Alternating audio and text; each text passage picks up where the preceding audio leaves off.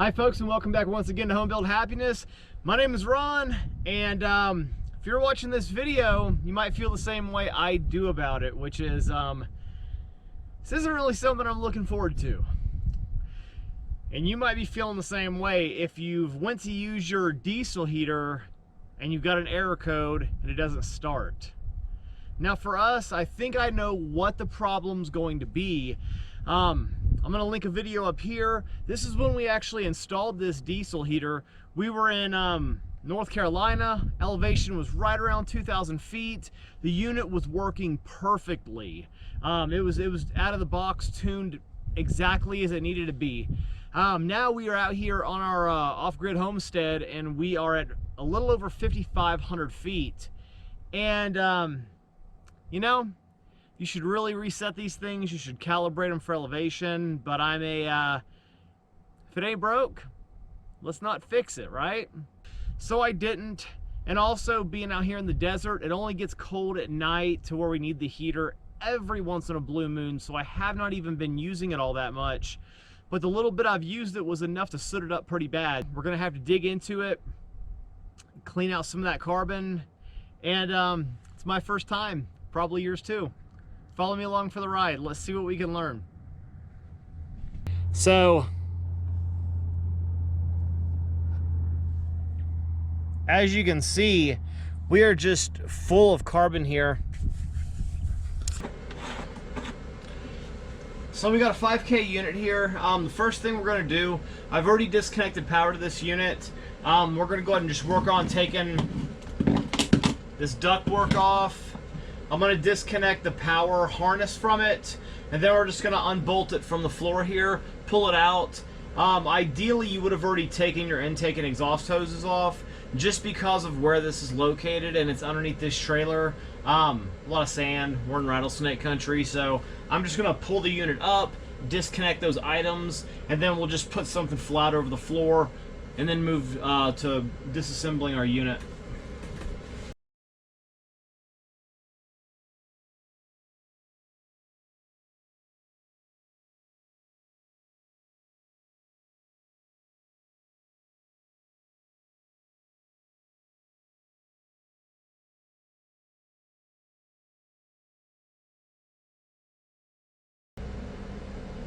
Alright, so just a heads up, if your unit is exactly like this one, you have 4 self-tapping screws that hold this unit to a plate that is mounted to, you know, whatever you're mounting to.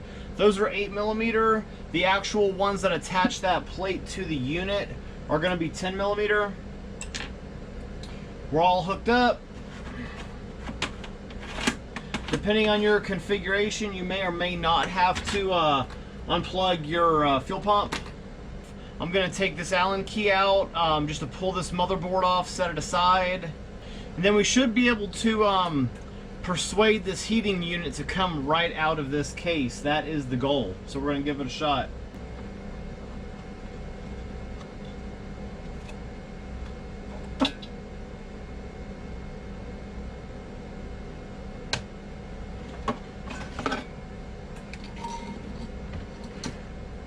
We're going to have some Allen head screws right here, and we're just going to go ahead and release those. This unit should pull apart after that.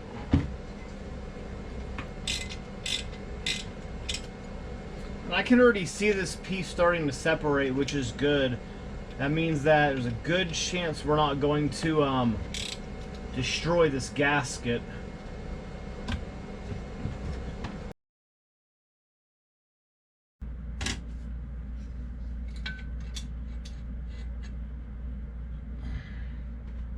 Alright, and this piece came right off. That's fantastic. And it looks like it is attached to the motherboard, just right here. It's got just a positive and negative for the motor. We're going to go ahead and just pull that off. I'm also going to pull the connector off for the temperature sensor and glow plug also. We'll set that motherboard aside just so it doesn't get, you know, damaged. Looks like I'm leaking just a tad bit of diesel in here too, so be mindful of that. And once we've removed that fan from this assembly, we're going to have 4 Allen head screws that we want to remove, and that will allow us access to the furnace itself. Also, keep an eye on the size of these when you pull them out. You're just going to want to keep an eye on that. And it looks like they are not. They are all the same size on this unit. Yeah, so we're going to go ahead and grab a small wrench. We're going to pull that glow plug out, which is kind of the thing I was wanting to get to the entire time, but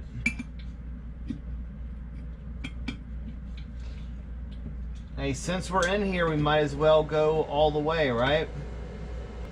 So we don't want to damage any of these wires, but the glow plug is loose enough that we can kind of use those wires just to pull this guy apart.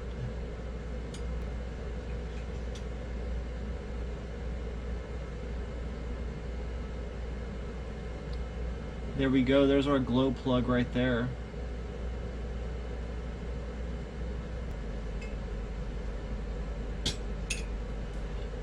There we go. And folks, look at that. Just look at that. Holy moly.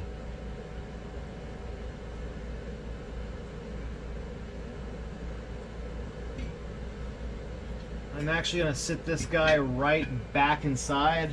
I'm going to go on outside and clean some of these components up. I found it necessary to bring you out and show you. I actually wasn't going to film this, and you can see my hands are just covered. And then here on the ground, I mean, that all those specks of black, we have soot for probably 15-20 feet around me. Specifically inside this kind of, I guess you'd call it maybe like a turbine for this furnace. Down in there, that was so full of gunk. It was pretty much blocking, actually blocking the exhaust from getting out, sort of smothering it. So yeah, the treat was not on the outside, it was on the inside. In the same way with this guy, I just used air, 100 psi. I blew through there, and then I've came through here and I've blown this guy out, and it still is pretty dirty. What I'm gonna do is just, I actually cleaned the fuel tank out before doing this, because I thought, since I was getting an E08 error, I thought maybe I had a clog in the fuel system. I'm just gonna take some of that old diesel that I pulled out of that tank. I'm just gonna take this brush everything down, use compressed air on it, and put her back together. All right, see y'all in a few. All right, folks, here we go. Here's our finished product.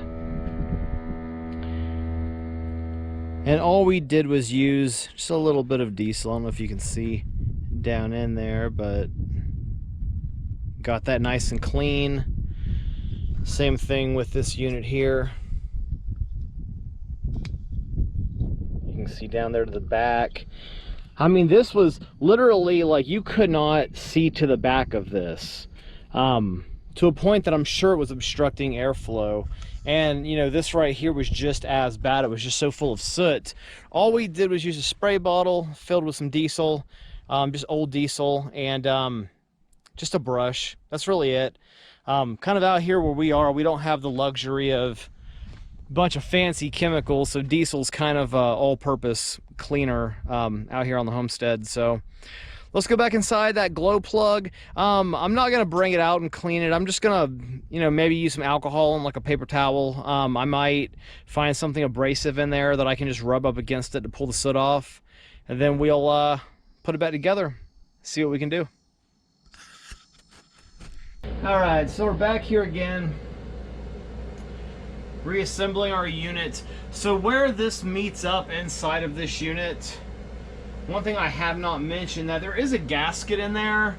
This particular one is already seated and it wasn't coming out, but that is something to make mention of, because if you end up having that come out or break or anything else, you can have, you know, problems.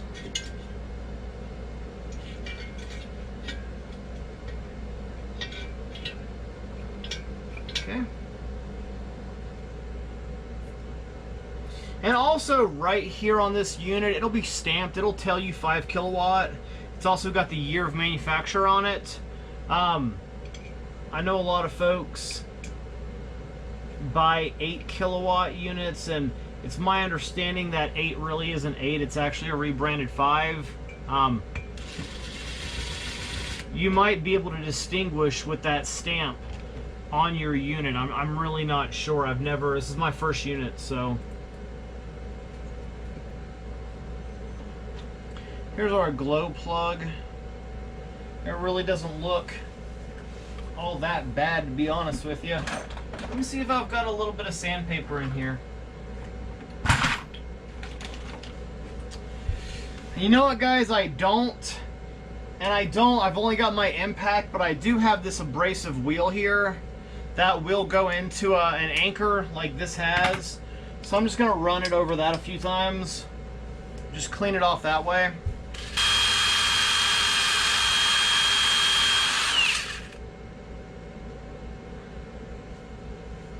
And folks, please, please, please use this video for informational purposes only. Only a fool would do some of this stuff that I'm doing without any kind of eye protection, so please keep that in mind and make sure to wear the appropriate PPE whenever you're working on any kind of a unit that you have. And take what's useful and smart from this video and leave the rest behind. By the way, this is a 13 millimeter wrench that I'm using on this.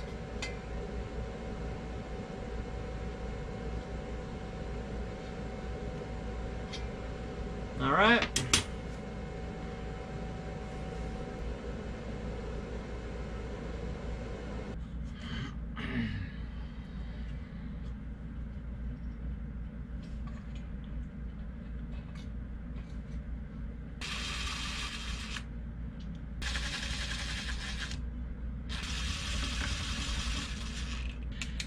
And when I do these on the outside, I'm going to torque them down by hand. Alright, at this point I think we are getting close to where we can go ahead and strap this bad boy back in.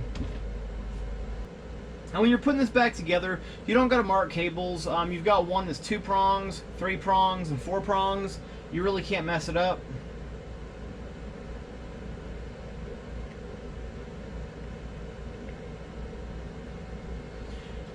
And just make sure you're cognizant of where you're routing your wires and everything. You want to make sure nothing's getting burned up.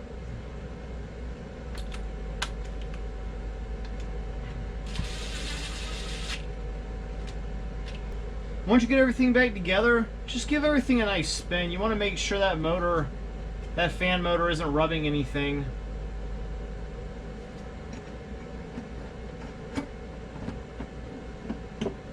While you're putting it back together, if anything's stiff, if anything feels like it's not quite going together right, just stop and back out. It's all right.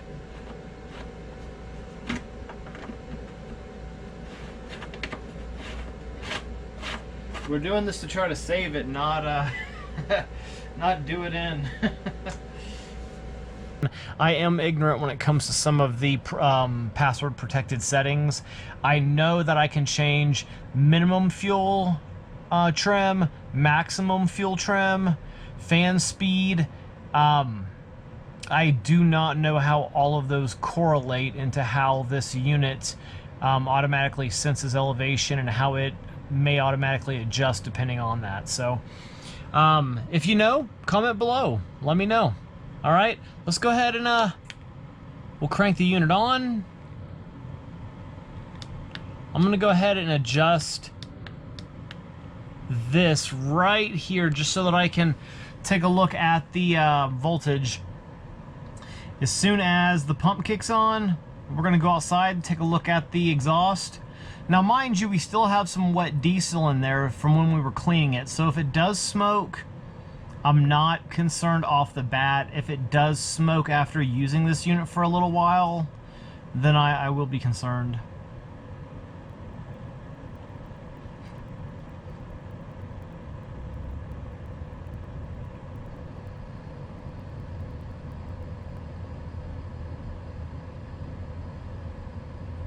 All right, folks, there goes our pump. Let's check it outside. All right, we are getting a little bit of white smoke. We are gonna let it go through its startup sequence, see if it burns some of that off. A little tiny bit of black smoke, and again, I'm gonna attribute that just to cleaning that unit with diesel and it heating up and just trying to get some of that spent diesel out. One thing, folks, that I always do with everything I buy, I file away the owner's manuals. Yep, this is your chance. Just call me a boomer. Just go ahead and get it out of the way. But I do save these for times like this when they can come in handy. Unfortunately, you guys, I've read this entire manual front to back, and when it comes to changing any kind of settings, it's pretty much like most things that you're going to encounter in life. It pretty much tells you not to mess with it. Doing so is your own consequences, and you can basically screw it up. So what we're going to be looking for is the fuel pump volume setting and the fan setting. These two items right here are going to be what we're going to adjust. Now, it does not give us a table, but if we go online into pretty much any group that is diesel heater specific, or even a Google search, we can come up with some of that. Let's see what we can find here. Hey, look at that. We found us a chart online. So we're going to go for the 5,000, about the 5,000 foot range, 5,500 foot range. Let's go ahead and set it up here.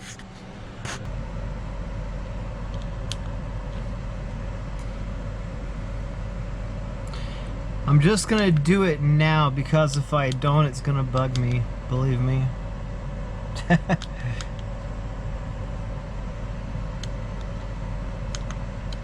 Alright, there we go. We're going to come right here.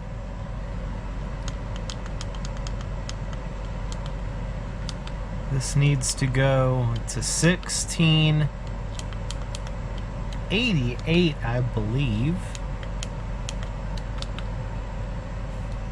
We're going to go ahead and turn that down to 1.3.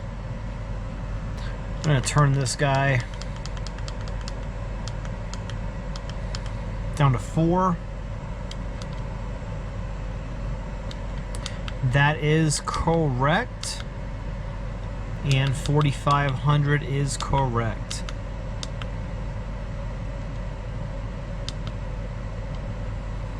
And there we go. We are done.